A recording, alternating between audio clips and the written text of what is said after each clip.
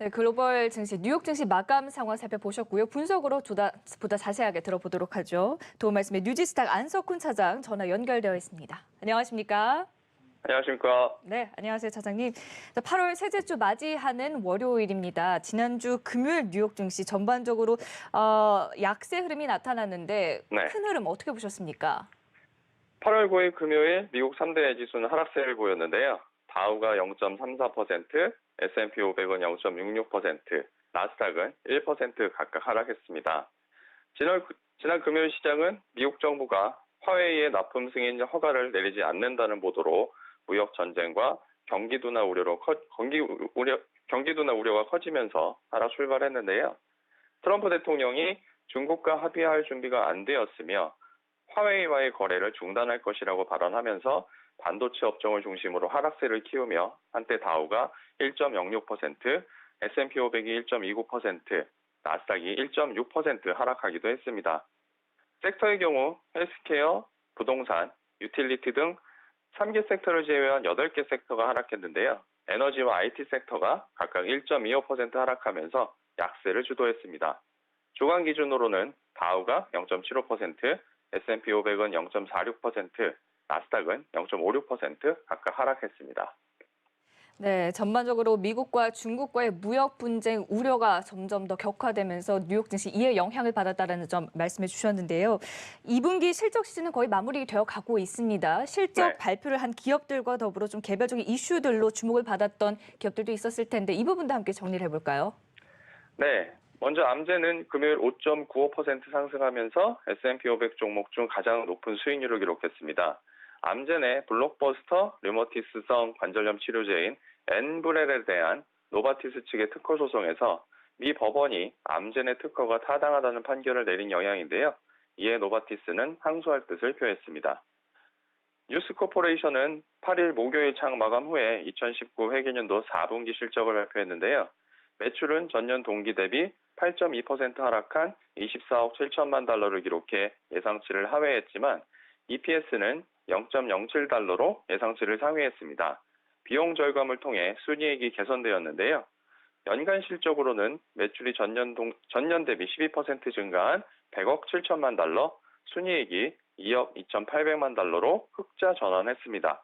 이에 정규 시장에서 5.14% 상승한 13.70달러로 마감했습니다. 우버가 전일 장마감 후 2019 회계년도 2분기 실적을 발표했습니다. 매출은 전년 동기 대비 14.4% 증가한 31억 7천만 달러, EPS는 마이너스 4.72달러를 기록해 전망치를 모두 하회했습니다. 분기 손실이 52억 4천만 달러를 기록한 가운데 지난 5월 IPO 등 일회성 비용을 제외하면 분기 손실은 13억 달러이며 승객 수는 전년 동기 대비 35% 증가해 월간 활성 고객 수가 사상 처음으로 1억 명을 돌파했다고 밝혔습니다. 이에 목요일 장외 시장에서 10% 이상 하락한 후 금요일 정규 시장에서 6.79% 하락한 40.05달러에 마감했습니다. 반면에 동종업체인 리프트는 지난 7일 수요일 장 마감 후 예상치를 상회하는 2019 회계년도 2분기 실적을 발표했습니다.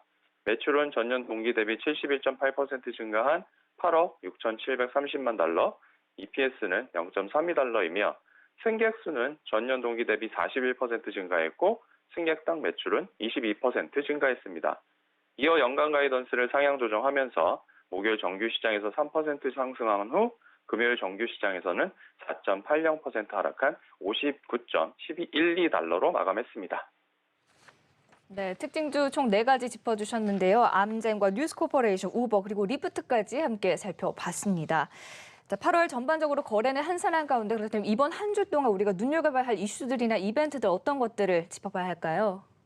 네, 먼저 금요일에 발표된 7월 네. 생산자 물가지수는 전월 대비 0.2% 상승하면서 예상치에 부합했고요. 음식료와 에너지를 제외한 7월 근원 생산자 물가지수는 전월 대비 0.1% 하락하면서 예상치를 하회했습니다. 이번 주는 2분기 어닝 시즌이 마무리되는 가운데 무역 전쟁과 경기 침체의 우려로 인해 상당 폭의 변동성 장세가 이어질 것으로 보입니다. 이번 주에 발표되는 경제 지표로는 먼저 13일 화요일에 7월 소비자 물가지수 및 근원 소비자 물가지수, 14일 수요일에 주간 원유 재고가 있고요. 15일 목요일에는 7월 소매 판매와 7월 산업 생산, 그리고 16일 금요일에 7월 신규 주택 허가 건수와 7월 신규 주택 착공 건수가 있습니다.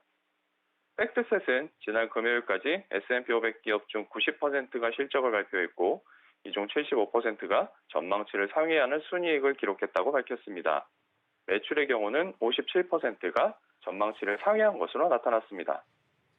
이번 주에도 400여 개에 이르는 기업이 실적을 발표하고요. S&P 500 기업 중에는 11개 기업이 실적을 발표하는데요. 중국 기업들의 실적 발표가 눈에 띕니다. 요일별로 살펴보면 10일 월요일에 베리골드와 텐센트 뮤직 엔터테인먼트, 13일 화요일에 JD.com과 후야, 14일 수요일에는 메이시스와 시스코 시스템즈, 15일 목요일에는 알리바바 그룹 홀딩과 엔비디아, 그리고 16일 금요일에는 디어앤컴퍼니 등이 실적을 발표할 예정입니다. 네, 이렇게 어닝 시즌이 마무리되어 가는 가운데 총 S&P 500 기업 중 90%가 지금 실적이 나오는 양상이고요. 400여 개 기업 실적이 발표될 예정이다 이러면서 특히나 중국 쪽의 기업들, 뉴욕 증시 상장된 기업들의 실적 발표 역시나 좀 지켜봐야 한다 이렇게 말씀 들어봤습니다.